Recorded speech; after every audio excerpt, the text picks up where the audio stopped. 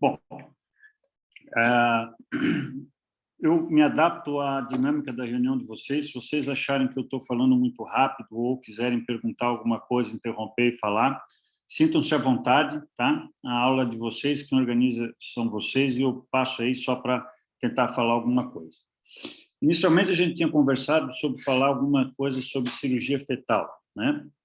Eu vou falar com vocês as coisas, como é um assunto muito específico, com muito detalhe, muita coisinha, eu resolvi pegar uma cirurgia, um procedimento, e falar para vocês sobre isso, sobre esse procedimento. Se vocês quiserem, depois eu tenho mais material sobre os outros procedimentos, eu posso mostrar sem problema algum, mas eu queria que vocês entendessem do início ao fim o da mielomeningocele, que é o procedimento que a gente mais faz, tá? Pela incidência, pela maior incidência, a gente acaba operando com maior volume esse procedimento aí, tá? Ô, Daniel, só vou te interromper já antes de começar. Será que, Manda. antes de começar, tu pode dar só uma pincelada, assim, pra gente, mais ou menos, sobre a tua formação, como é que tu chegou na cirurgia Primeiro fetal, né, slide. do caminho... Ah, tá, então tá. Desculpa, eu achei que ia Fiz a começar tarefa por de essa. casa, eu vi aquela apresentação e estou fazendo igual. Ah, então Então, tá bom. assim, quem quiser se especializar, seguir esse caminho de medicina fetal, tem um caminho bem interessante e longo para trilhar, tá? Eu fiz minha faculdade no Rio de Janeiro, em Teresópolis, me formei em 2002.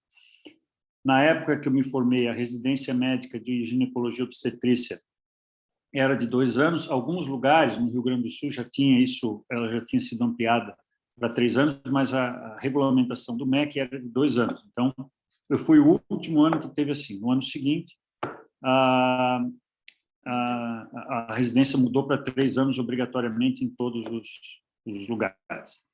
Eu fiz a residência, então, no Hospital dos Servidores do Estado do Rio, que é um hospital terciário, especializado em gestação de alto risco materno, tá? A gente tinha UTI neonatal, tinha um serviço de medicina fetal embrionário ainda, né? Mas o nosso foco maior era alto risco materno, tá? Grávidas com comorbidades.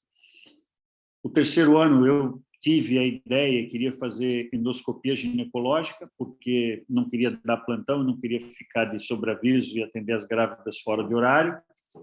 Então, fui fazer o terceiro ano em São Paulo, fiz ginecologia, endoscopia ginecológica, tá? No Hospital Pérola Baito, que é o Centro de Referência de Saúde da Mulher. Mas eu sempre gostei de obstetrícia e gostava de ultrassom. Aí fiz vários cursos de ultrassom, né, durante toda a minha formação, desde a residência e tal.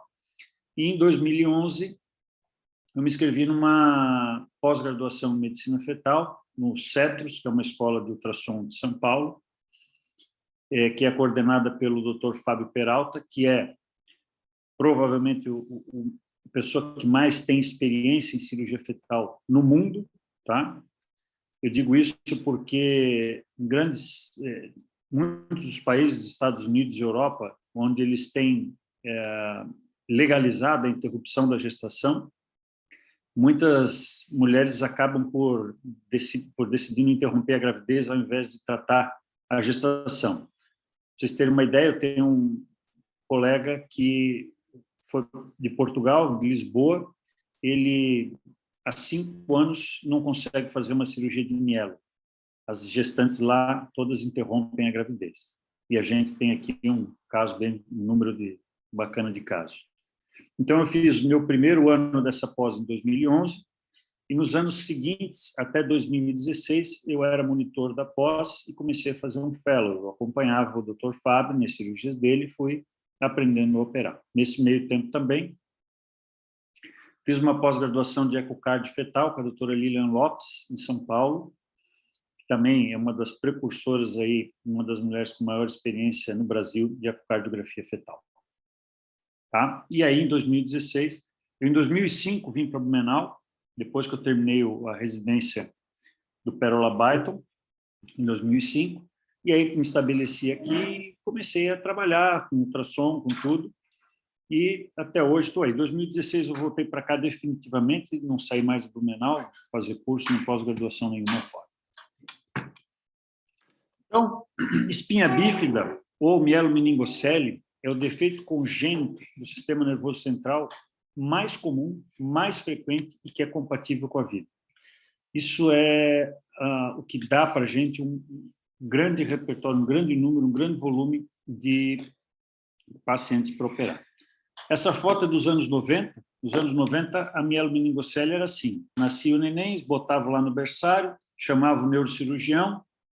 Muitos dos hospitais, a grande maioria deles, não tinha nem UTI neonatal, né? No Hospital Santa Caterina era que é onde é essa cirurgia, onde é essa foto aí. A UTI neonatal tinha recém começado e já se fazia neurocirurgia nessas crianças, mesmo assim sem UTI. Hoje, esses dois aí são dois casos nossos, tá? Duas pacientes que nós operamos aqui em Blumenau. Elas nascem assim, desse jeito. Essa foto é exatamente, imediatamente após o parto. Então, essas crianças já nasceram com o defeito corrigido. E, se tudo der certo, vai passar esse vídeo.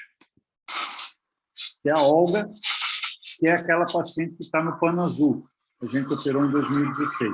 Está ela aí andando, pulando no pula-pula. A mãe dela me mandou esse vídeo ontem. Vive me mandando vídeos aí para mostrar a evolução dessa menina.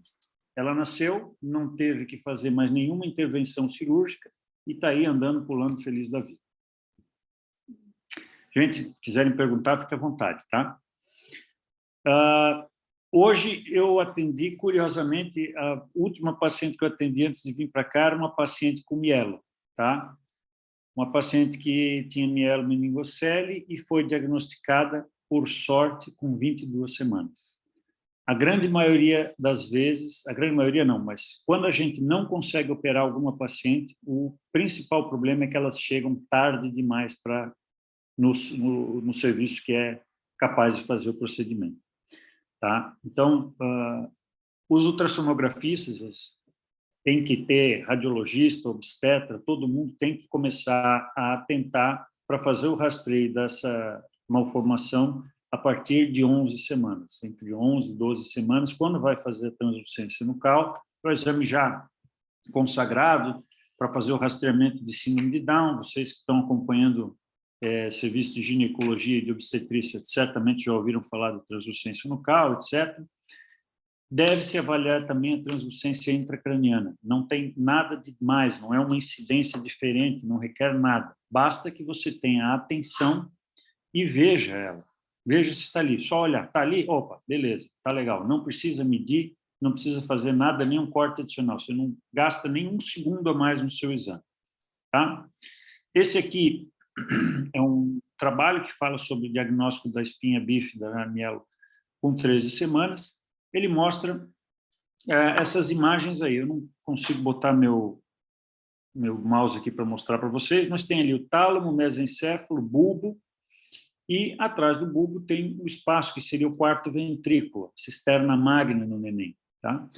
Quando esse espaço está ocupado, está fechado, não aparece essas linhas, esse espaço preto que está no desenho esquemático ali, esse neném tem uma grande chance de ter um defeito de fechamento. E observa que atrás, no neném do ultrassom, vocês veem que atrás tem ali a MT, que é a translucência nucal. O médico está fazendo o exame para medir o tamanho daquela MT. Dá uma olhadinha para cima, está ali, ó, bonitinho. O sistema nervoso central já fez uma primeira avaliação. Olha a diferença como é. O neném que tem uma mielo, você simplesmente não vê a translucência intracraniana, não vê o quarto ventrículo. Está feito o diagnóstico, acendeu a luz vermelha, vamos ficar de olho que esse neném pode apresentar. Ninguém está querendo que esses médicos, que ninguém faça, o obstetra que faz ultrassom no consultório, o radiologista que não está habituado a lidar com medicina fetal, que ele veja o defeito na coluna nessa fase. Não é esse o objetivo. O objetivo é suspeitar. Acendeu a luz amarela, vamos investigar e acompanhar essa criança. Tá? Aí mais um trabalho falando mais do mesmo, tá? Vendo a avaliação. Esse trabalho ele é um pouco diferente, ele vê a distância entre a frente do bulbo, o tamanho do bulbo e o tamanho do quarto ventrículo. Não tem nada a ver, não precisa disso, não precisa desses detalhes, desses requintes. É só ver se tem o quarto ventrículo. Está ali? Ótimo, beleza, passou no teste. Não está? Acende a luz amarela. Esse é o rastreamento que deve se fazer a partir de 11, 12 semanas. Essa aqui é a primeira paciente que eu acompanhei que operou, que eu acompanhei, eu fiz o diagnóstico, acompanhei e operou. Olha ali, ó. Essa paciente já estava com 27 semanas, essa foi a cirurgia esse foi o exame que ela fez imediatamente após a cirurgia, tá? Ela tinha já a reversão do Chiari, tá? Vou explicar já o que é, só para vocês verem o cerebelo está no lugar. E aqui para vocês verem o cérebro dela antes da cirurgia. Veja que o crânio está todo murcho, a ponta ali parece que está abaulada, né? Isso chama-se sinal do limão. Parece um limãozinho daquele... Siciliano. Limão siciliano. Obrigado. Me auxiliar. Tá? Então, essa é a primeira coisa que você suspeita. Bateu o olho, tá? Esse crânio assim, opa, vamos pesquisar a cisterna magna lá atrás, vamos ver o cerebelo.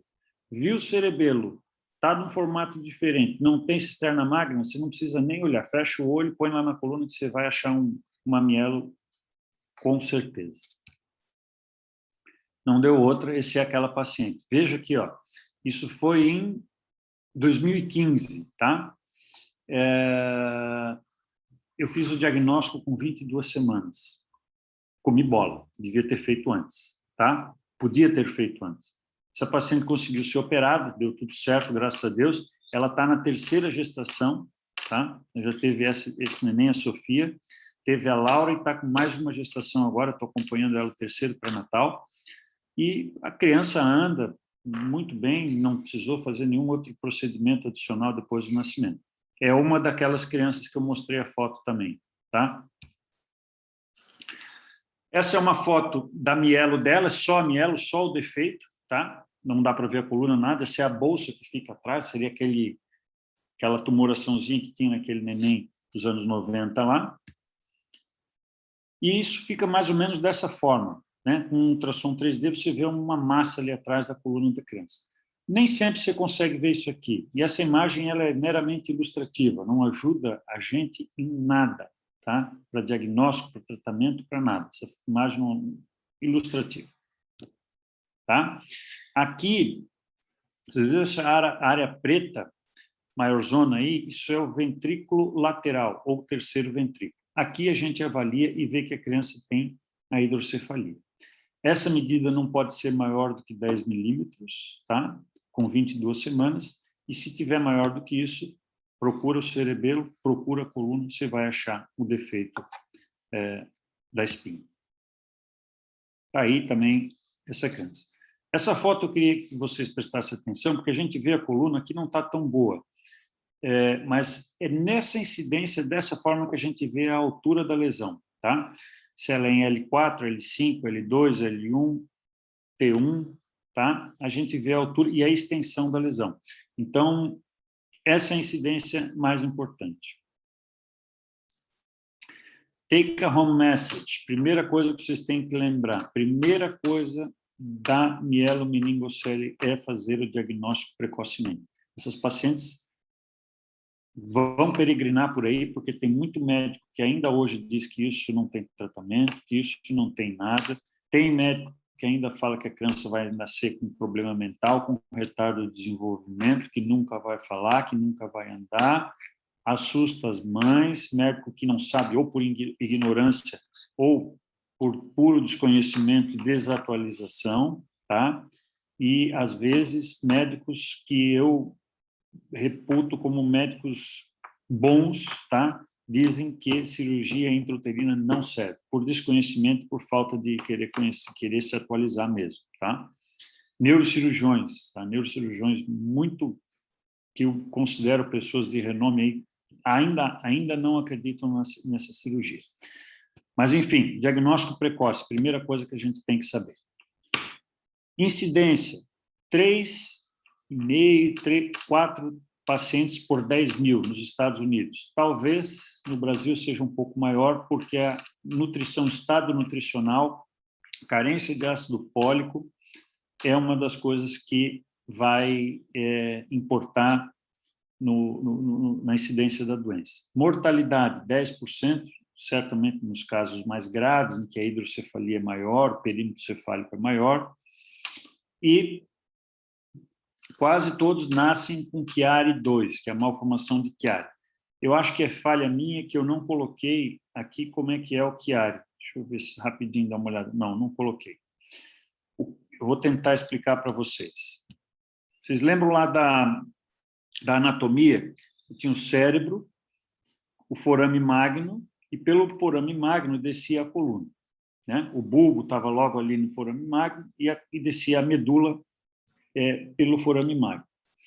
Quando você tem a mielo, você tem ela aberta e o líquido amniótico ele começa a corroer esse tecido nervoso. Isso faz com que crie uma reação inflamatória em volta da medula e ela fique aderida ao canal medular próximo do local onde ela está aberta. À medida que o neném vai crescendo, aquela fibrose, aquela aderência que se forma na coluna do neném não deixa a medula subir, prende ela. E com essa obstrução ali, com esse travamento, à medida que o neném vai crescendo, o cerebelo e o encéfalo, o mesencéfalo, tudo vai herniando pelo forame magno. E isso entope o forame magno e impede que o líquido amniótico circule. Isso é uma formação de Chiari. Você tem a herniação do cerebelo, principalmente, pelo forame magno.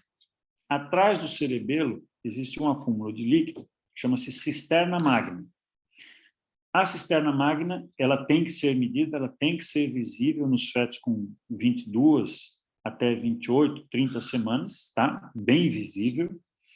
E nos nenéns que têm o Chiari 2, ela fica, desaparece. Você não vê.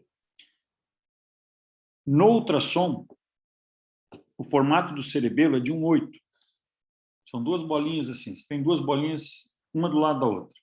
Quando você tem o Chiari, ela fica com dois triângulozinhos. Você traciona e o cerebelo perde aquele formato característico dele e fica com uma forma triangular, dois triângulozinhos, tá? Então, aí você tem o Chiari 2.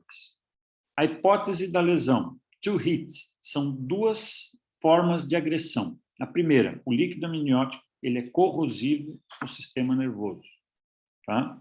E a segunda, o neném se mexe. Independente no início da doença, ele tem toda a mobilidade dos membros inferiores. E mesmo que não tenha, ela tem dos membros superiores, né? Então, o neném se movimentando, ele vai batendo aquela medula que está exposta na parede e vai lesionando. Então, o desenvolvimento da cirurgia fetal começou há muito tempo, com hemotransfusão. Em 1990, foi evoluindo para outras patologias, e em 1997, então, decidiram tentar operar essas crianças. De 97 até 2003, cerca de 200 casos documentados foram operados, e o problema deles era o seguinte: você não tinha nenhum critério, nenhuma terapêutica, e não tinha nada de como se fazia isso aí. Não sabia que idade gestacional, qual caso operava, qual caso não operava, se de fato era melhor ou não era melhor, qual é o objetivo de operar dentro do útero. Então, em 2002, 2003, chegaram a um consenso e disseram: olha, vamos parar todos os tratamentos, ninguém mais opera mielo, porque ninguém sabe o que está fazendo, vocês estão dando tiro no escuro, e vamos fazer um trial para tentar determinar como é que vai ser o tratamento, qual é o objetivo e se realmente é eficaz esse tratamento. Então, fizeram um estudo que chamava-se MOMS, que era desenhado para ser um estudo duplo cego randomizado, para tentar chegar a uma conclusão acerca disso. E eu vou falar para vocês um pouco sobre o MOMS. Medicina fetal, gente, tem ultrassom, tem cirurgia, tem tudo, mas ela é estatística, pura, do início ao fim. Tá? Objetivos do MOMS. Definir critérios e métodos para operar, como eu falei para vocês. Estudo prospectivo, duplo cego, randomizado. Critérios de inclusão. As pacientes tinham que ter. Duplo cego não, né? Ele era só randomizado, prospectivo randomizado, desculpa. Eles tinham que ter entre 19 semanas e 26 semanas. Nenhuma criança podia ser operada antes de 19 e nem depois de 26. Como é uma cirurgia grande, uma paciente hemodinamicamente anormal, que é a gestante, por conta do aumento da volemia, pelo fluxo placentário, que na verdade nada mais é do que uma grande fístula arteriovenosa, né? Não dava para pegar pacientes muito obesas, com muitas comorbidades. O risco cirúrgico para essas pacientes era muito grande. Então, definiram IMC abaixo de 35, tá? Prévio à gestação. Sem histórico de parto prematuro ou colo curto, tá? Isso é uma coisa... Vocês não aprenderem nada da aula de hoje, aprendam isso. O diagnóstico tem que ser precoce e sempre que vocês forem encaminhar uma paciente para cirurgia, meçam o colo antes. Não dá para operar paciente com colo menor do que 25 milímetros. Elas entram em trabalho de parto, qualquer que seja a cirurgia, tá? Então, não podia ter histórico de parto prematuro e nem colo curto, com menos de 2,5 centímetros. A malformação tinha que ser uma malformação isolada, não podia ter nenhuma outra malformação, era uma paciente com mielomeningocele, que era 2, ponto final. A lesão tinha que ser abaixo de T1 e acima de S1, e não podia ter esterotomia prévia, tá? Não, por exemplo, uma miomectomia. Então, esses eram os critérios de inclusão. Objetivo do estudo, resultado primário. Primeira coisa, morte neonatal. Bom, não podemos operar a criança morrer. Se nós não fizer nada, ela nasce viva, 10% de mortalidade, não posso aumentar essa mortalidade. Segundo, o grande problema dessas pacientes não é a movimentação da perna. E é isso que a gente deixa claro, e eu falo repetidamente para os pacientes que a gente opera. Repito, repito e repito. Olha, o objetivo não é fazer o seu neném andar. Se ele for andar, ele vai andar. Se ele não for andar, não é essa cirurgia que vai resolver o problema dele. A maioria dos nenéns, hoje, com o tratamento que a gente tem, precoce e tudo mais, o engajamento da sociedade em ajudar esses aí, tem associações de mielo por tudo que é lugar, fisioterapeuta e tudo mais, essas crianças têm muito mais facilidade de conseguir andar e tal. Mas não é esse o objetivo da cirurgia. O objetivo da cirurgia é reduzir a hidrocefalia, reduzir a incidência de hidrocefalia nessas crianças e reduzir a necessidade de eles colocarem shunt ou derivação ventrículo-peritoneal ou fazer terceiro ventriculostomia, tá? Uma criança que coloca um shunt nos primeiros 12 meses de vida, elas têm uma comorbidade aumentada, tem maior risco de meningite, maior risco de obstrução disso. À medida que ela vai crescendo, esse shunt deixa de ser funcional, começa a obstruir, começa a ficar pequeno, troca. Essas crianças passam, ao longo da vida, por pelo menos 8 cirurgias. Pelo menos 8 cirurgias neurológicas que é para trocar o shunt. Imagina vocês passarem por, qualquer um de nós, passar por 8 cirurgias, abrir a cabeça 8 vezes. Tá? Não é abrir a cabeça também, tirar, mas enfim, é uma cirurgia neurológica em criança que está na fase de desenvolvimento. E outro objetivo de resultado primário era a avaliação neurológica dessas crianças após 30 meses. Secundariamente, não era o objetivo principal do trabalho. Vamos ver as complicações cirúrgicas na mãe e no feto. Vamos ver se não houver diferença entre a colocação de shunt, quando que a gente precisa colocar o shunt, se logo no início ou no final do primeiro ano, e vamos tentar acompanhar a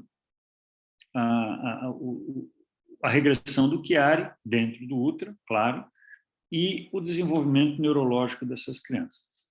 Tá? Então, isso aqui foi o desenho do estudo. Eles selecionaram 1.087 pacientes, foram excluindo algumas, não atingiram critérios, índice de massa corporal grande, tal, etc.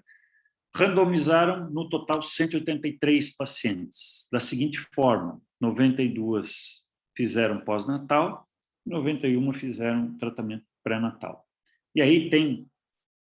algumas características do grupo, nós não precisamos entrar em detalhes. Tá? A distribuição do coisa foi homogênea. Detalhe, discretamente mais graves as lesões do grupo operado intraútero. Não é estatisticamente significante essa diferença, mas tinha. Uma diferença pequena, mas tinha. Tá? Teve um risco, uma prematuridade maior no grupo operado intraútero, tá? Significativa a diferença. 34 semanas a média de nascimento dessas crianças que foram operadas intraútero, contra 37 das que fizeram tratamento pós-natal. Opa, primeiro resultado. Então, a cirurgia pré-natal aumenta a prematuridade. Aumenta. Mas esse aumento da prematuridade não interferiu e não ajudou, não atrapalhou e não teve problema nenhum na mortalidade dos casos.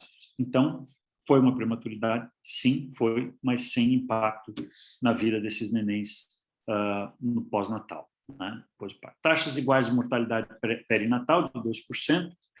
A regressão do Chiari aos 12 meses. Então, vamos fazer ultrassom dessas mulheres com 12 meses, fazer o ultrassom transcraniano, fazer tomo, ressonância dessas crianças com 12 meses para ver se tinha Chiari.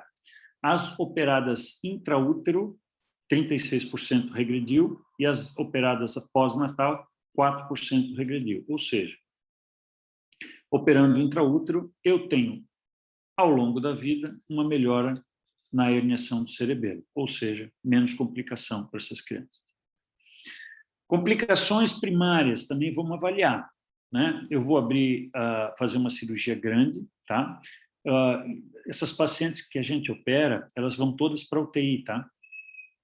Faz o pós-operatório na UTI. E, para vocês terem uma ideia, a gente tira o útero da cavidade, exterioriza o útero da cavidade abdominal, a gente acaba angulando a artéria uterina e acaba diminuindo a perfusão do útero, né? Isso é um grande problema da cirurgia. A gente tem que fazer uma autocólise, que é inibir contração uterina, inibir trabalho de parto dessas pacientes durante a cirurgia, e essa inibição é com nitroglicerina, que também baixa a pressão, e a gente vai lá e angula a artéria uterina, ou seja, diminui a perfusão. Então, tem que ser no fio da navalha a cirurgia, tá? E essa hipoperfusão aumenta os radicais livres, aumenta CO2, hipóxia desse tecido, e a hora que você coloca tudo para dentro, dá uma baita acidose nessa paciente. Então, para os intensivistas, eles comparam esse tipo de cirurgia como o pós-operatório de um aneurisma de aorta, tá? As complicações, os riscos, a condução do pós-operatório é o mesmo. Todos os pacientes vão para a UTI para fazer esse controle, e a acidose pode desencadear trabalho de parto prematuro. Então, tem que ter uma correção muito boa disso durante o procedimento e após o procedimento. Então, não houve mortes maternas. Oligodramia é de se esperar. Afinal de contas, você abre a bolsa amniótica, tira todo o líquido, opera, joga líquido lá de volta e costura. A bolsa não tem poder de cicatrização, ou seja, se você dá o ponto ali, e é isso aí que deu. Tá? O descolamento prematuro da placenta é uma complicação que deve ser lembrada. Você tem que sempre se afastar da placenta, lembrar que quando o útero diminui o tamanho, quando se tira o líquido do útero, diminui o tamanho, então o seu buraco, a sua incisão, nem sempre você faz onde ela está, em cima da lesão, ela vai, quando esvaziar o útero, cair em cima da lesão, às vezes você tem que projetar onde vai fazer a cirurgia. Tá? Prematuridade. Em dezembro de 2010, interromperam o estudo. Por quê? Já havia, naquele momento, dados suficientes que comprovavam a melhora do tratamento pré-natal. Tá? O que é importante? Importante aí desse slide é você ver que menos nenéns atingiram critérios para colocar o shunt. Então, assim, o neném tem critério para colocar, mas você pode observar mais um pouco, controlar para ver se vai colocar ou não vai colocar. Então, 50% deles, 65% atingiram critérios no grupo pré-natal e 92% atingiram critérios no grupo pós-natal. Ou seja, praticamente certo que você vai ter critério para colocação de shunt se não operar. A colocação de shunt no primeiro ano de vida é de 40% no grupo operado, contra 82% no grupo que não foi operado. Ou seja, objetivo primário atingido. A gente não precisa colocar shunt, ou precisa colocar menos shunt, pelo menos 50% menos, no grupo que a gente opera. Então, para essas pacientes, para esse grupo, está indicado fazer cirurgia. Qual é o grupo? Lesão entre T1 e S1 e que tem Chiari. Aqui são intercorrências no primeiro ano de vida, tá? Também você vê que é inversamente proporcional, né? O quadro, né? 36% não teve nenhuma no grupo operado, né? 4% só no grupo pós-natal que não teve complicação. E você vê aí a disposição deles é completamente ao contrário, tá? Então, as complicações são bem menores em quem opera intraútero. Complicações do feto, tá?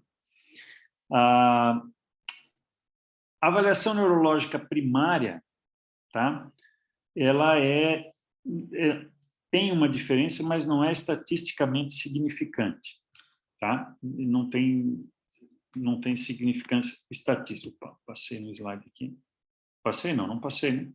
Tá aí. Tá certo.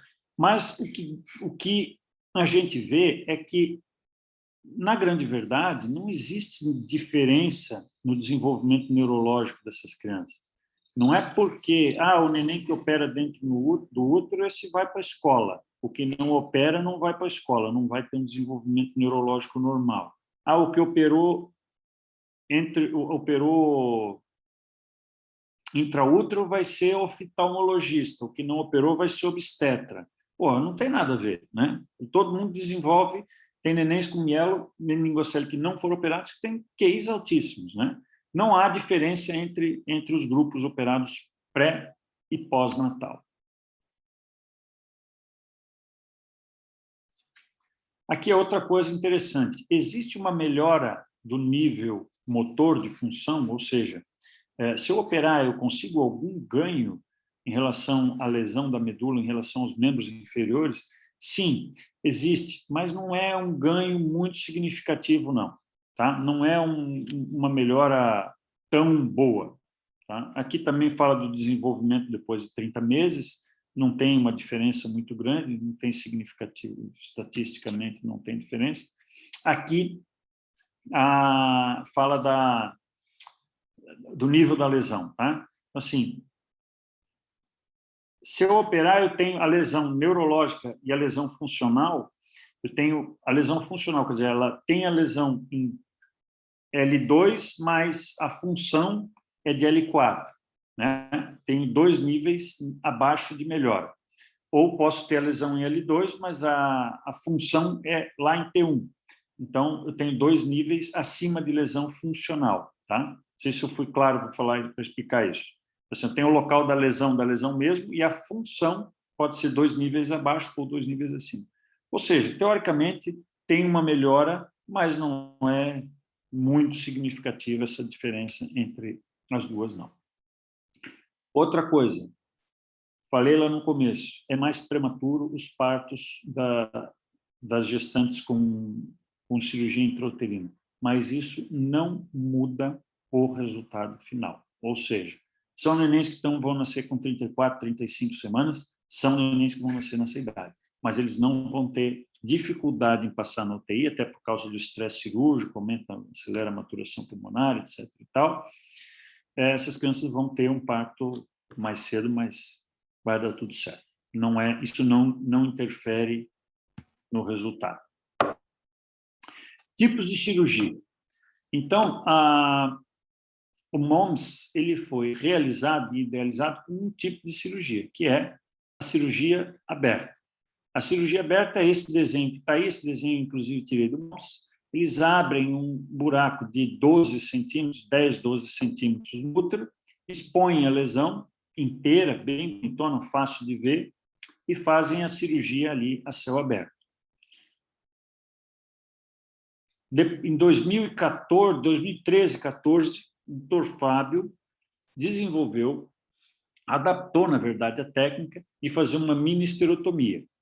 A mini-esterotomia consiste no seguinte: você imagina fazer um buraco de 12 centímetros num órgão que está se desenvolvendo e ainda está crescendo. Imagine o tamanho que fica esse buraco depois, no momento do parto. O risco de ruptura, essas coisas, e a dificuldade na recuperação dessas pacientes. Então, a ideia dele foi desenvolver uma técnica para operar num buraco menor. Ele faz a cirurgia numa mini-esterotomia, e esse é o procedimento, essa é a técnica que a gente também usa, de 3 a 4 centímetros. Então, a gente expõe a lesão, às vezes não expõe a lesão nem inteira, a gente opera um pedaço da lesão, bota o neném para o lado, opera o outro pedaço, tá? Por um buraquinho ali de 3, 4 centímetros. A única mudança, basicamente, na técnica é essa, tá? A gente faz um menos agressivo, o tempo é praticamente o mesmo, e a recuperação, os resultados são ótimos. E aí a terceira via, terceiro tipo de procedimento, e hoje já tem um quarto, que é a fetoscopia. A fetoscopia tem duas pessoas que desenvolveram. Um foi o Thomas Kohl, que é um alemão, ele desenvolveu, mas ele publica, mas ninguém consegue reproduzir os resultados dele. E a doutora Denise, que é brasileira, faz em São Paulo por fetoscopia também. Resultados da fetoscopia até hoje não são tão bons assim, e já fizeram uma variação desse procedimento, que seria um procedimento praticamente meio que híbrido, né?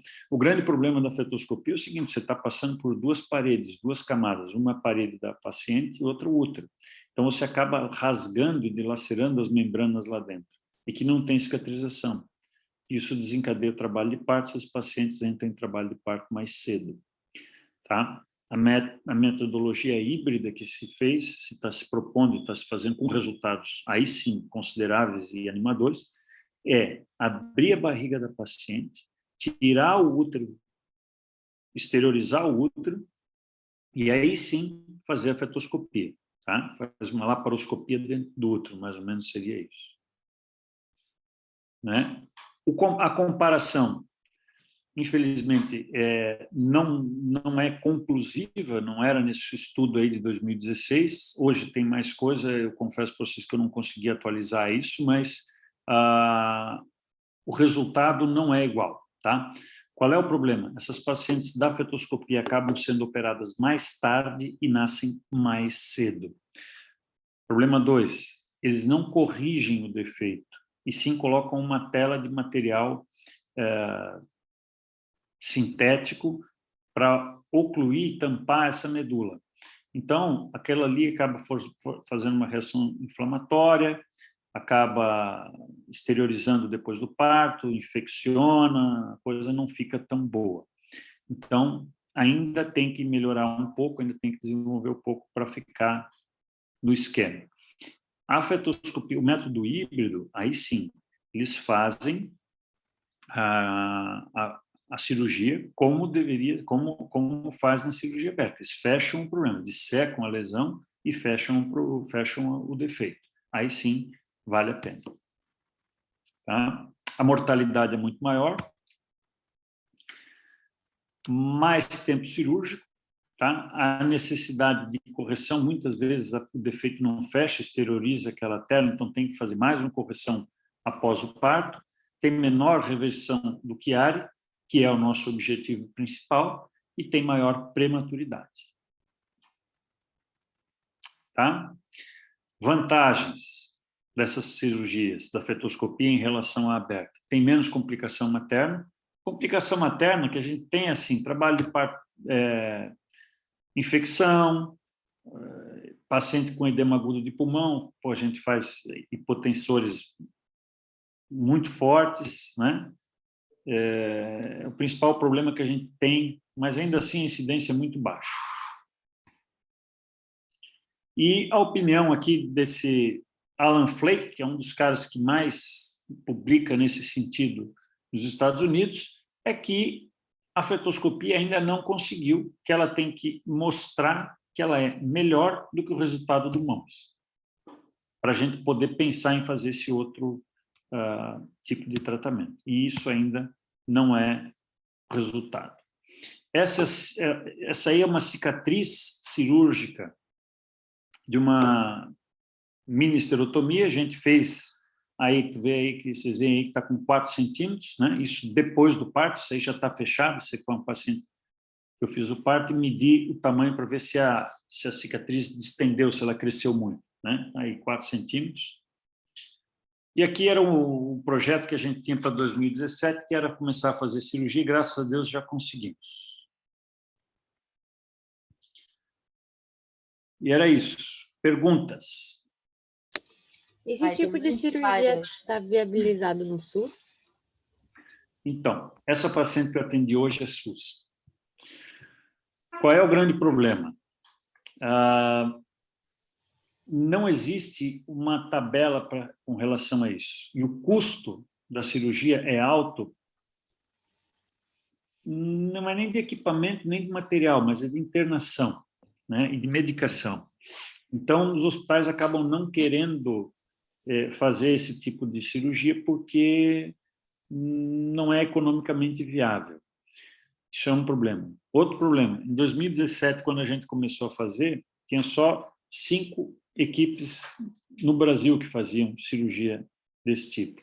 Então, assim, uma fazia só fetoscopia, o outro não tinha interesse em fazer pelo SUS, né? E, enfim, basicamente o SUS não te oferece muita estrutura e tu também não vai ficar batendo cabeça. Tu consegue fazer cirurgia particular, acaba fazendo particular e convênio e não se incomoda disso. A gente tentou, na época, fazer pelo SUS aqui em Blumenau, mas seria por filantropia. Então, o hospital negociava com o governo aí abatimento de impostos e coisa, montava uma tabela para fazer a cirurgia e fazia essa cirurgia, recebia em desconto de imposto. Acabou não dando certo, existiam outros projetos que eram mais interessantes, outras cirurgias que eram mais prioridade. A incidência é o maior problema, o maior defeito dos fetos que a gente consegue operar, mas mesmo assim não é um negócio que aparece todo dia, né? Então acabou morrendo. A gente consegue, na nossa equipe, fazer algumas cirurgias. Nós operamos aqui em Santa Catarina e no Paraná, tem pessoal da equipe em Curitiba. A gente conseguiu já fazer algumas no Hospital de Clínicas, em Curitiba. Mas confesso para vocês que é difícil. Não é uma tarefa fácil. Doutor, o doutor comentou que há um tempo atrás tinham 5 equipes só que faziam isso, né? Eu queria saber como é que é hoje, assim, e a frequência que vocês operam, como é que costuma chegar, assim, isso, não sei se o doutor tem consultório específico de cirurgia fetal ou atende mais geral, Não. assim. A gente tem um consultório específico de cirurgia fetal em Curitiba, tá? A clínica chama-se cirurgia fetal, tá? Tá. Tem um médico da equipe que fica lá que só atende isso, tá? Que a formação dele é uma formação diferente da nossa, ele é cirurgião pediatra, tá? Uhum. E ele atende e recebe os casos lá. Eu recebo também casos aqui, mas a grande maioria dessas pacientes, elas vêm de clínica de ultrassom. Então, em Curitiba, a gente tem... Aqui, eu recebo pacientes que encaminham para mim, de clínica de ultrassom, ou que acabam sabendo de cirurgia e tal, e acabam chegando no meu consultório, né? E lá em Curitiba, na clínica de ultrassom que a gente tem, que é a Fetal Med, acabam encaminhando e direcionando isso para o nosso consultório de cirurgia lá. Só que, assim, essas pacientes que vão para as clínicas de ultrassom não são pacientes nossas, né? É o médico que referenciou e que pediu o exame. A gente faz o exame, entrega o exame para o médico e diz, olha, esse exame assim, assim, assim, tem esse tipo de tratamento. E ele dá o encaminhamento para o paciente que ele quiser. Existe hoje um direcionamento muito grande para São Paulo, tá? Por quê? São Paulo foi a primeira equipe que fez, que é do Dr. Moron, da Unifesp, que ele é professor da Unifesp, faz só na clínica privada dele, ele não faz na Unifesp, mas é ele que faz. O Fábio Peralta faz também em clínica privada, ele é talvez a maior referência, que começou a fazer várias cirurgias fetais por primeiro, tipo laser para gemelar, hérnia diafragmática, e começou a fazer também mielo. Então, ele tem um volume muito grande. Ele, na época, fazia alguma coisa de filantropia, então ele conseguia receber paciente, bastante.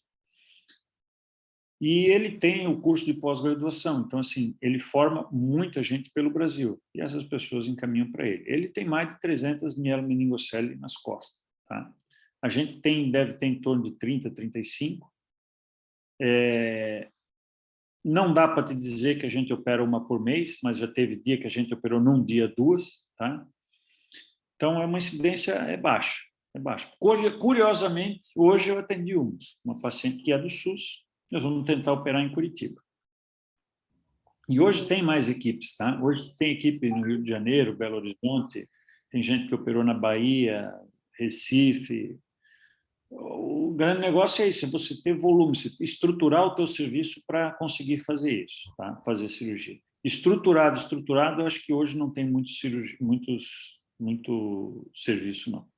A gente ficou bem impressionado, assim, porque é uma coisa que a gente ouve e fala muito pouco, né? Essa ideia de operar um útero com um bebê e parece ser uma coisa muito distante, assim, né? Mas eu queria saber também, além da mielomeningocele, quais outras doenças, enfim, que tem esse tipo de tratamento? Quais são exemplos, assim? Então, o que mais a gente consegue tratar Deixa eu interromper meu compartilhamento, né? Fica melhor assim. O que mais a gente consegue tratar? Outra cirurgia que tem bastante volume, talvez seja a cirurgia de transfusão feto-fetal, tá? A transfusão feto-fetal, não sei se vocês já tiveram algum contato com esse tipo de patologia, alguma aula nesse sentido, é quando você tem uma gestação monocoriônica, ou seja, uma placenta só, e existem fístulas de artérias com veias de um feto para outro. Então, um feto é doador, ele doa sangue, e o outro é receptor. Um fica com pouco volume, hipovolêmico, e o outro hipervolêmico. Isso aí é uma cirurgia de urgência, tá? Por quê? Porque esses nenéns eles descompensam muito rápido. E essa mulher é aquela principal que, se você mandar com um colo de 2,5, ela não chega no serviço a tempo de fazer a cirurgia, ela é capaz de ter o neném pelo caminho. Então, assim, uma paciente tem que avaliar e mandar rápido, e tem que operar para ontem. Se deixar, acaba nascendo, entrando em trabalho de parto, ou o neném indo a óbito antes de fazer a cirurgia. Tá? Então, essa aí é a cirurgia mais bacana, que também a gente faz bastante. Outra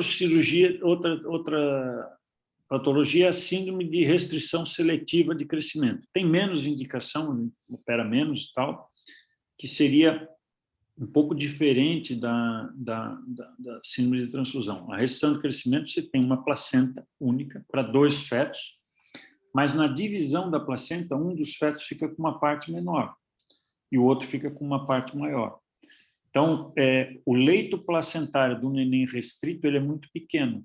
Então, é como se ele tivesse uma placenta insuficiente para tratar ele. Em algum momento da gestação, ele acaba fazendo um sofrimento fetal grave, e se você não tirar esse neném, ele morre. Só que se você tirar os dois muito cedo, morre os dois. Então, o tratamento nessa situação é você isolar, porque todas as gestações você tem anastomose, tá? Anastomose artéria arterial, veno-venosa, até artéria venosa pode ter, mas que não causam desequilíbrio, né? E se esse neném com restrição morre, ele acaba complicando a vida do neném que fica. Então, se você vê que não tem condições de salvar os 2 bebês, ou seja, está no momento da gestação que não dá para antecipar o parto, porque você morre os 2, você vai lá e isola a placenta do feto restrito e deixa ele seguir por si só. Se ele morrer, morreu, mas ele não complica a vida do outro feto. Então, você tem um feto com sobrevida intacta. Isso é uma outra patologia. Existe o feto acárdico, né? O feto acárdico é um feto, uma gemelaridade também imperfeita, no qual um feto não desenvolve, ele vai a óbito, mas através dessas anastomoses arteriovenosas, venovenosas, ele acaba recebendo fluxo de sangue de um feto para outro. Então, é um feto parasita e um feto bomba, né? Um feto que tem o coração e acaba bombeando para os dois. Também chega um momento da gestação que o feto não dá conta de carregar o outro nas costas, né? E aí acaba fazendo uma insuficiência cardíaca. Nesse caso também, a gente vai lá e isola essa circulação de um feto e do outro e acaba permitindo que o outro neném sobreviva sem sobrecarga. Outra cirurgia que talvez seja muito interessante, que eu acho a mais bacana, é a cirurgia da hérnia diafragmática. A hérnia diafragmática, a gente faz o seguinte: a gente entra com um fetoscópio, tá? Vai dentro da traqueia do bebê, insufla um balão e oclui essa traqueia. Qual é o sentido disso? O feto com... Deixa eu ver se eu tenho um negócio para mostrar para vocês aqui. O feto com hérnia diafragmática, ele tem uma compressão de todo o tórax, né? Então, as vísceras abdominais acabam indo todas para o tórax e comprimindo o pulmão. Então, ele não consegue desenvolver o pulmão adequadamente. O que a gente faz? A gente oclui a traqueia, que o pulmão ele produz um líquido, e não deixa esse líquido sair. Esse líquido que o próprio pulmão produz, que também vai compor o líquido amniótico, acaba por expandir esse pulmão, e antes do parto a gente vai lá e tira o balão de novo, e com essa retirada do balão, a hora que o neném nasce, você tem um pulmão capaz, maior, né, com mais capacidade para suportar esse bebê. É a cirurgia mais bacana, você vê, e que tem, assim, você tira nenéns que têm uma chance de sobrevida de 15%, 20% e traz eles para 50%, 60% de sobrevida. Cara, isso é muita coisa.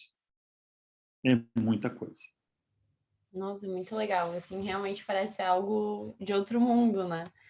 Bem distante do que a gente está acostumado a ver aqui. Eu acho que tem mais gente com perguntas. Eu vou deixar perguntar para não ficar falando também. Sim. Boa noite. Meu nome é Boa Mariana. noite. Prazer. Eu tenho algumas perguntas. Qual que é a diferença entre a residência e a especialização em medicina fetal? As duas te dão a possibilidade do RQE, as duas te dão a possibilidade de operar? Como que é que funciona isso? Não. O que acontece? Não existe uma formação específica em medicina fetal. Existem alguns lugares no Brasil que têm uma residência em medicina fetal, mas isso é algo extremamente novo, não existe isso regulamentado. Por exemplo, residência de ginecologia obstetrícia, você tem que sair da residência com essas habilidades aqui, você tem que sair da residência sabendo fazer uma esterectomia, sabendo fazer cirurgia por vídeo, sabendo conduzir um pré-natal de baixo risco, um pré-natal de alto risco. Você tem que ter uma noção, um conhecimento de ultrassom, não precisa sair fazendo ultrassom, mas tem que saber, no mínimo, ligar o aparelho, né?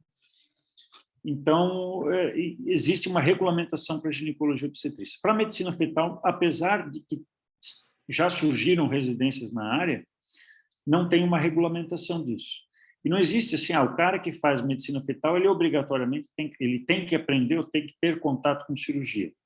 Não tem isso, até porque não tem gente que opera em qualquer lugar, né? Não tem essa disposição de pessoas habilitadas a operar. Então, a cirurgia fetal não tem critério. Se o cara faz medicina fetal e achou que está apto, vai lá e faz, né? Só que, cara, não é fácil, não é fácil. Vou te dizer que você tem que ter, o cara para meter uma agulha ou um fetoscópio na boca do neném, o cara tem que ter coragem, tá? Porque a gente opera com coisas muito delicadas, material muito delicado, muito pequeno. Se não tiver uma experiência, não consegue fazer, tá?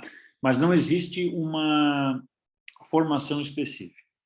Eu aprendi a operar com o Dr. Fábio numa situação de que eu fui monitor dele, acompanhei ele durante muito tempo. E eu fui pedindo, tal, fui me chegando e consegui, né?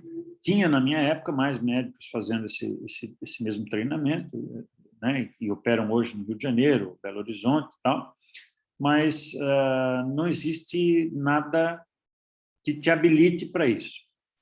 O RQE em medicina fetal você ganha fazendo a prova de título não é prova de título, é prova de habilitação em medicina fetal pela FEBRASO, tá? Existe um critério para fazer, não sei se isso mudou, a minha eu já fiz faz bastante tempo, então você tem que fazer 2 anos de estágio em medicina fetal, pode ser pós-graduação ou qualquer coisa. Você tem que ter uma indicação de algum médico com título e você faz uma prova, tá? Essa prova já foi muito difícil, já foi fácil, enfim, tem que fazer a prova lá. Com essa prova, você recebe um título de habilitação em medicina fetal e aí consegue pedir o seu RQE. Tá certo, respondido. Acho que... Mas medicina fetal, tem outra coisa que é mais interessante e que todo mundo faz, quem faz medicina fetal faz muito, que é uma coisa muito legal, são os procedimentos invasivos que não são cirurgia, né? Você pode lá drenar um tórax, você pode fazer uma cordocentese, que é funcionar o cordão e colher sangue do bebê, pode fazer, eventualmente, uma transfusão intrauterina, colher líquido amniótico, biópsia de placenta. Não é só fazer o ultrassom, né? Fazer ultrassom é o feijão com arroz, né? Eu quero fazer medicina fetal, mas só quero fazer cirurgia, não quero fazer ultrassom. Desculpa, não vai fazer nada, tá? Mas esses procedimentos aí são bastante... tem uma frequência razoável, tá?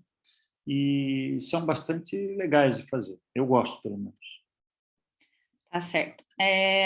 Minha outra dúvida é se já chegou, se há essa tentativa de associar uma cerclagem uterina nas cirurgias fetais.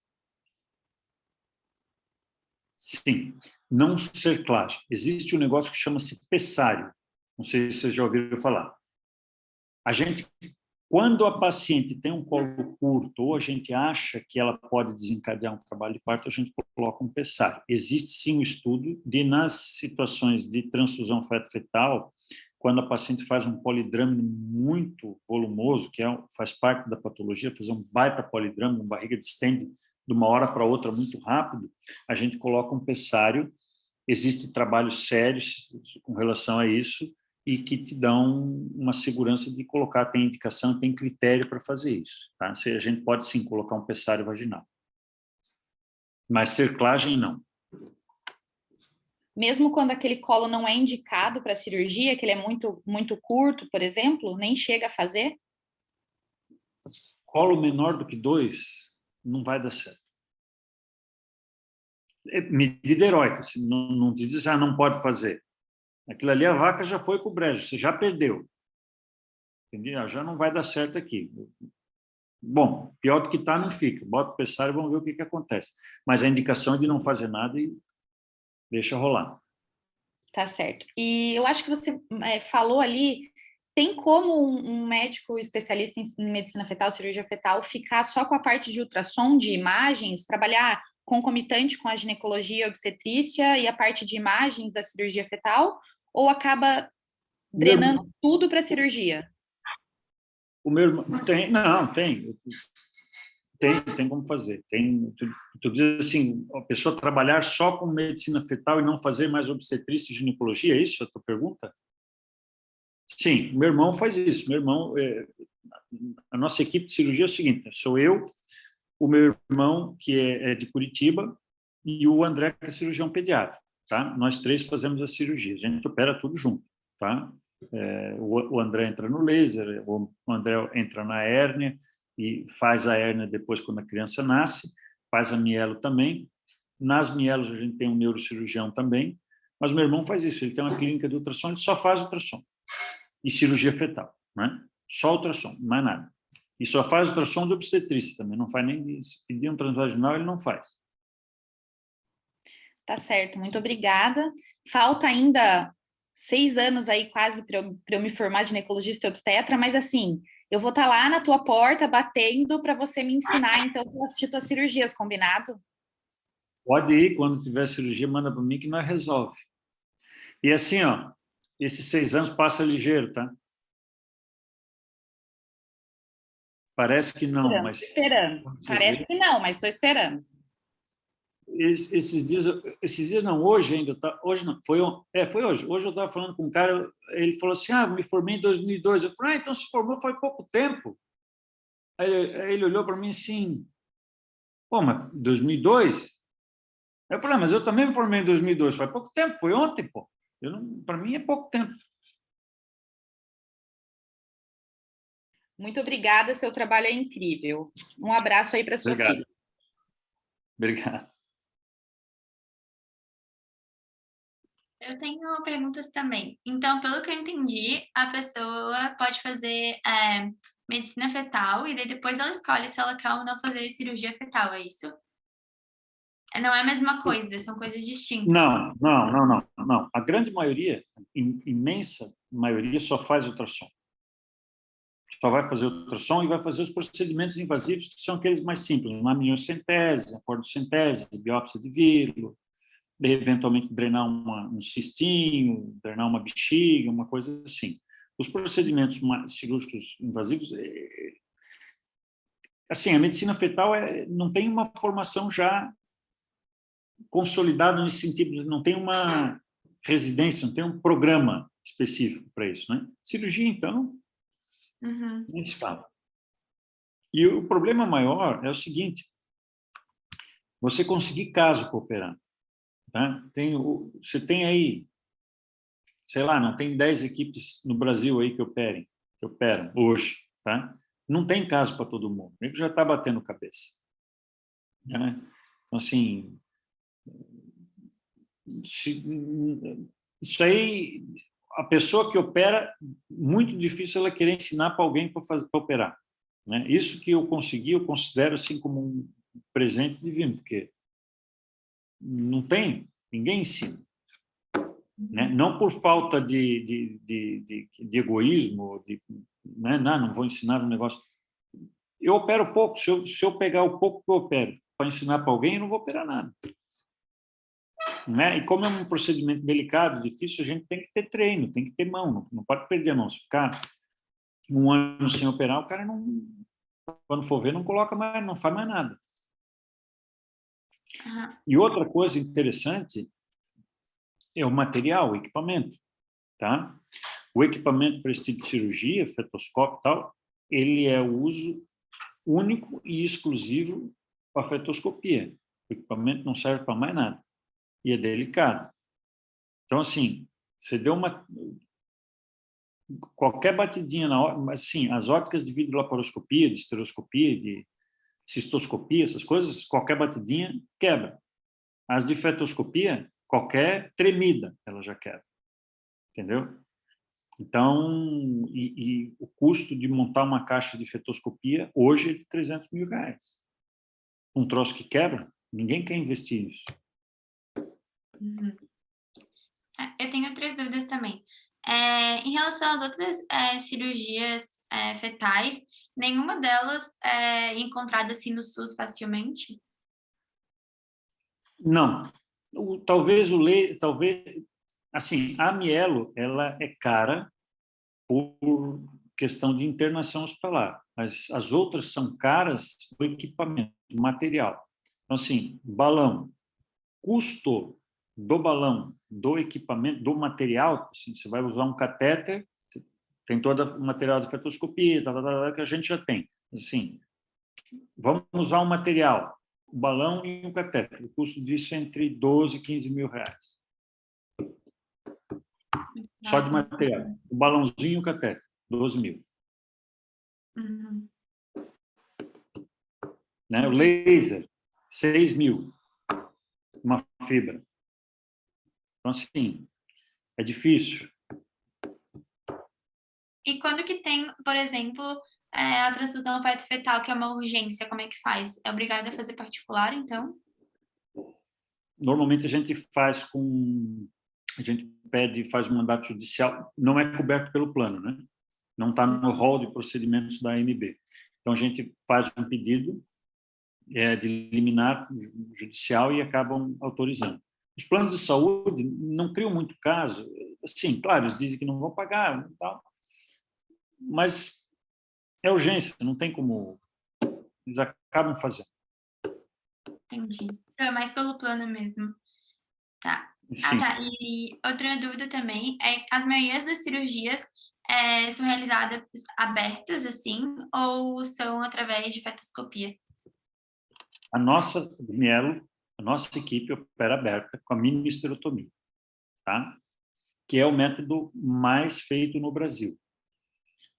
A clássica também é feita bastante, e a fetoscopia que tem menos volume, que a doutora Denise é a única pessoa que faz. Aquela híbrida que eu falei, eu não sei te dizer agora, o Fábio ela faz esse tipo também, eu não sei te dizer em que proporção que ele está fazendo, mais uma, mais outra, quando ele decide fazer uma, quando ele decide fazer outra. Mas também é uma técnica um pouco mais recente, então, e a curva de aprendizado é um pouco maior. Então, eu acredito que hoje, se você me perguntar, a de mielo é a maior parte aberta. As outras todas são por fetoscopia. Tá? Hérnia diafragmática, transfusão, tudo fetoscopia. Tá, isso que eu estava em dúvida. E também, até quantas semanas é a idade gestacional assim que se faz essas cirurgias? Geralmente, qual a idade gestacional desses pacientes?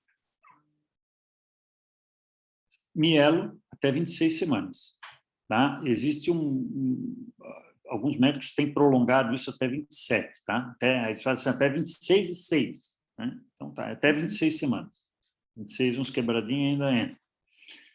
A cirurgia de laser é a hora que der síndrome de transfusão, mas isso normalmente é entre 18 e 26 semanas, 18, 24 semanas. A hérnia diafragmática a gente opera com um pouco maior. Então, a gente coloca o balão até 28 semanas, normalmente entre 26 e 28, e tira o balão com 34, 35. Né? Em algumas situações, a gente nem entra em trabalho de parto e nasce com o balão na traqueia. Aí a gente faz um procedimento, chama-se exit. Exit é o seguinte, você faz uma anestesia geral na mãe, relaxa o útero completamente, tira a cabeça do bebê para fora, tira o balão, entuba ou faz uma traqueostomia, e daí depois tira o neném, corta o cordão e vai embora. Mas o neném nasce anestesiado. Meu Deus, parece muito, muito revolucionário, muito diferente, assim, não parece uma coisa que é real. Esses tempos a gente teve que fazer um exit num balão aí, o neném não conseguiu fazer o exit, foi punk, mas deu certo. Ai, que bom. Tá. Eu acho que eram essas minhas perguntas. Obrigada. Achei muito bom, meu Deus. Incrível. Parabéns. Obrigado. Doutor, boa noite. Eu sou Maria Eduarda. Eu também fiquei com uma dúvida. O doutor citou bastante sobre a interação com as outras especialidades, tanto com a neurocirurgia quanto com a cirurgia pediátrica. Sim. Tem bem definido isso? O que é campo do quê? Ou tem uma boa relação, assim, com as outras especialidades? Não existe, claro, não existe definido quem é quem, né? Tanto que, na nossa equipe, o que a gente faz? O André, cirurgião pediátrico, ele entra junto com o neurocirurgião para fazer a mielo, tá?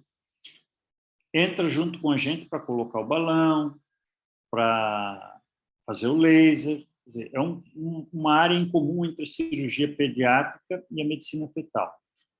Fora do Brasil, isso é mais frequente, mas no Brasil, o cirurgião pediátrico não se mete muito com isso, porque eles têm uma coisa a menos, que é o treinamento de ultrassom. Então, assim, o André ele é um excelente cirurgião, ele ajuda muito bem, opera muito bem as hérnias com a gente, consegue colocar o balão, só que se der um aparelho de ultrassom na mão dele para ele fazer um exame, ele rateia, leva mais tempo, enfim. Então, é uma composição isso aí, tá? A neurocirurgia tem um lugar deles definido, que é corrigir mielo e acabou, né?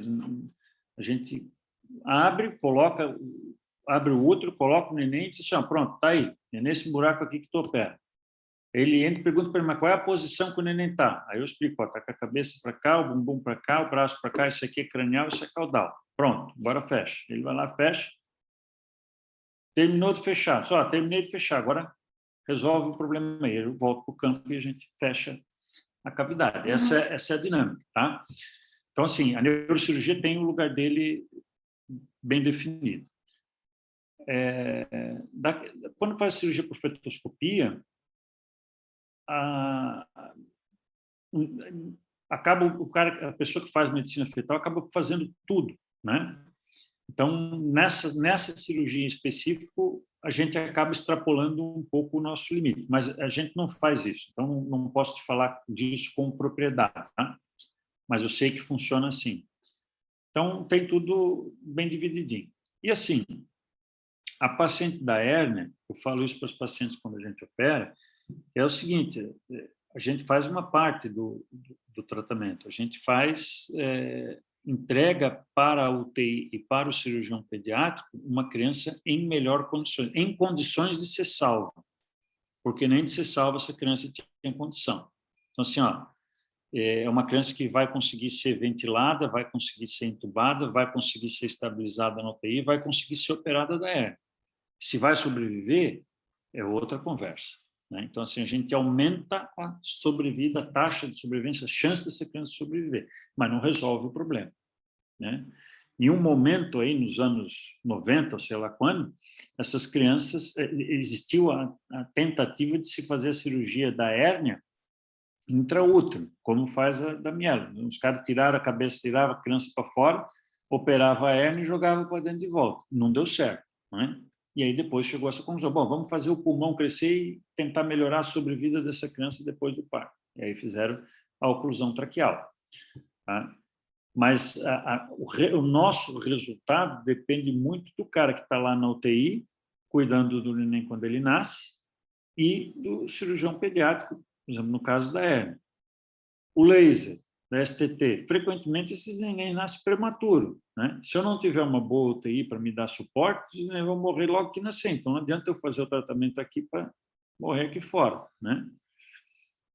E outra coisa que é muito interessante que eu falo, e que eu ouvi isso e repito, é que se o cara, para fazer medicina fetal, ele tem que ter estômago, porque o resultado, na maioria das vezes, não é bom, né? Tirando as cirurgias de mielo, que tem bom resultado, os outros têm hérnia, se opera, putz, dá certo, ótimo, botei o balão, putz, tirei o balão, ótimo, beleza. Operou a criança, ficou boa. Então, nós tivemos uma criança que operou de hérnia, ficou 36 dias na UTI, no dia que estava em condições de alta, ela fez uma crise de hipertensão pulmonar, morreu. Né? Porra, conseguiu tudo, a criança estava boa. Ia de alta, ia estubar, e olha, tá ótimo, vamos embora. Fez a crise de hipertensão pulmonar e morreu. 36 dias de vida. Quer dizer, a criança que já tinha saído do risco, saído da fase aguda, tinha sido operada, sobreviveu, tudo, né? Então, assim, a gente às vezes chega para fazer um laser, morreu uma criança. Tem que ir lá falar com o pai e com a mãe, só, olha, a gente fez e não deu, né? Entendi, doutor. Muito obrigada pela resposta. E eu estou com uma outra dúvida também. Visto que acaba sendo, né, uma criança que já sofreu bastante ali dentro do útero, a criança tem que nascer obrigatoriamente por cesárea ou pode ser feito parto normal? Não. No Brasil, a gente tem uma cultura muito grande de cesárea, né? Hoje eu não vivo só de medicina fetal, é uma cidade pequena, então acabo fazendo obstetrícia, ginecologia e tudo também. Mas as pacientes elas já chegam pedindo cesárea e hoje em dia elas não querem mais fazer parto, pelo menos as pacientes que me procuram, né? Então, assim, eu venho de uma família de obstetras, meu pai também é obstetra, e meu irmão também, meu pai e meu irmão. E meu pai é mais velho na cidade, então ele conta assim, na época que eu tinha a idade de vocês, eu que era mais novo, os pacientes chegavam, iam para o hospital, com a sua malinha, o marido deixava elas na porta e ia para casa. E ela sabia que ela ia ficar ali um dia, talvez 2, no trabalho de parto. Se desse tudo certo, ia nascer um neném de parto normal. Se não desse certo, a gente ia fazer uma cesárea. Mas isso era a exceção, né?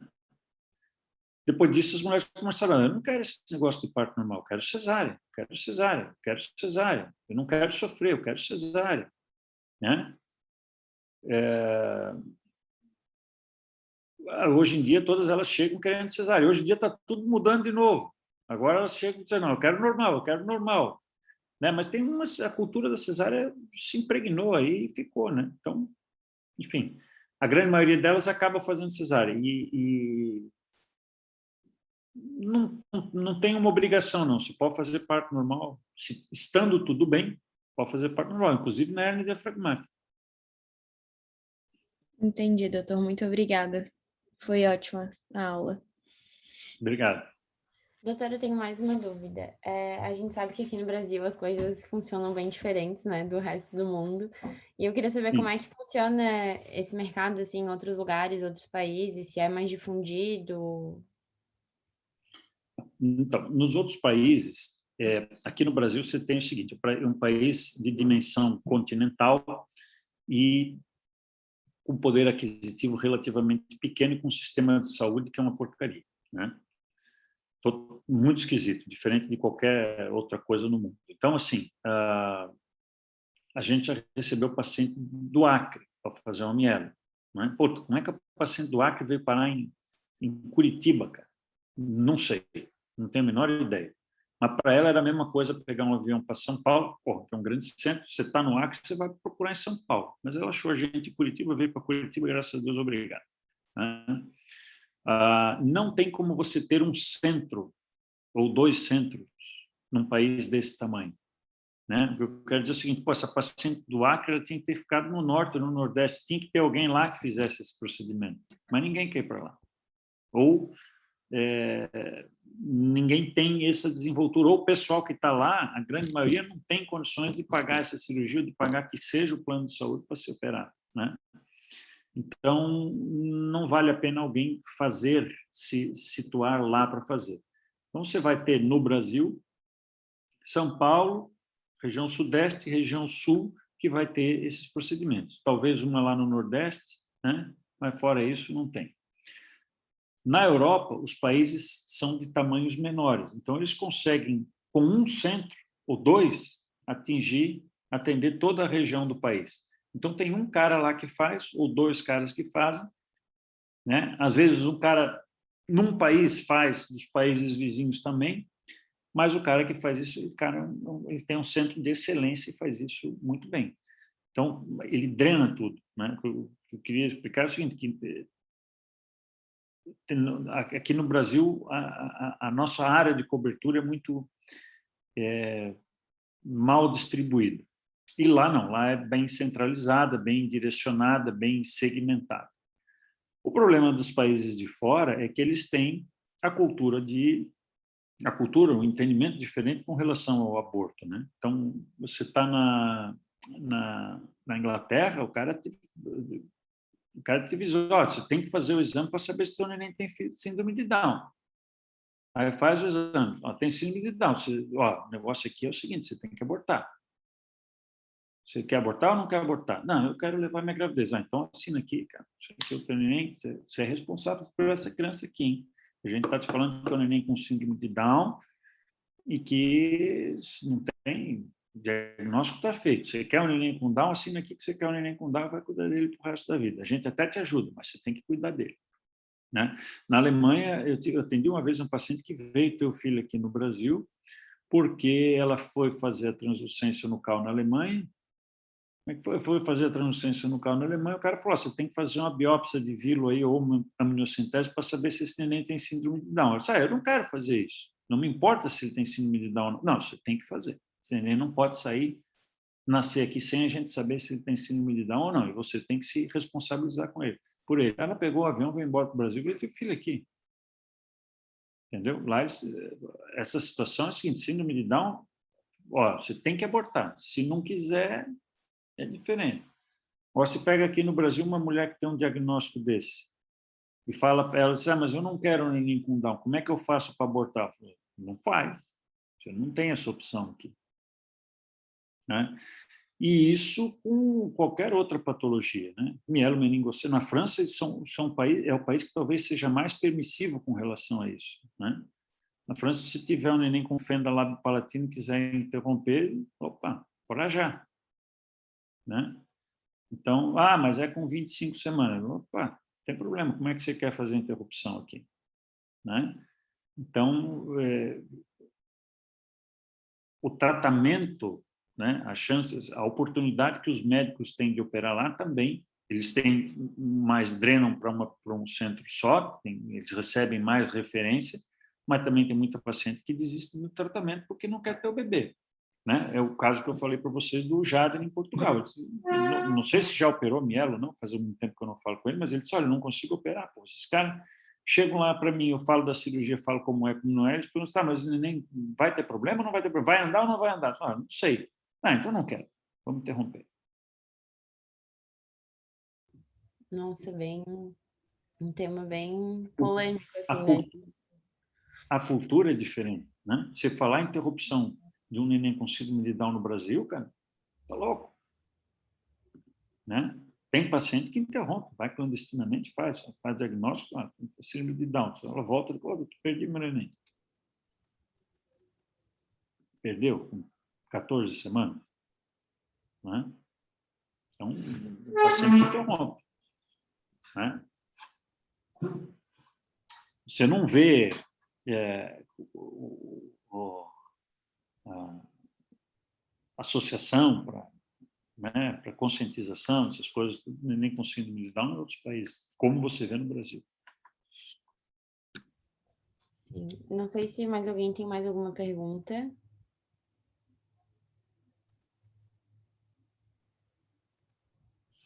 Não, gente.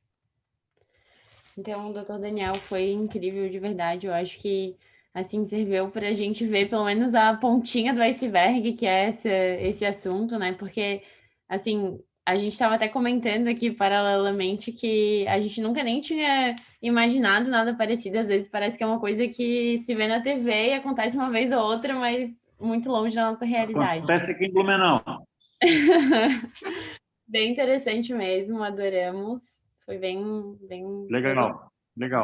Se quiserem, quando quiserem mais alguma coisa específica aí, vão ficar à vontade, mandar uma mensagem para mim e eu ajudo vocês com o maior prazer. Pode deixar que vamos. E outra coisa que eu queria dizer é o seguinte, cara, vocês estão numa fase que é interessante porque vocês não têm ideia de tudo que tem ainda por aí para vocês conhecerem, né? Então, assim, eu lembro que uma vez o primeiro parto pélvico que eu fiz, eu liguei para meu pai e falei, fiz um parto pélvico, mas me achando assim. E eles, e daí? O que tem? Eu faço vários.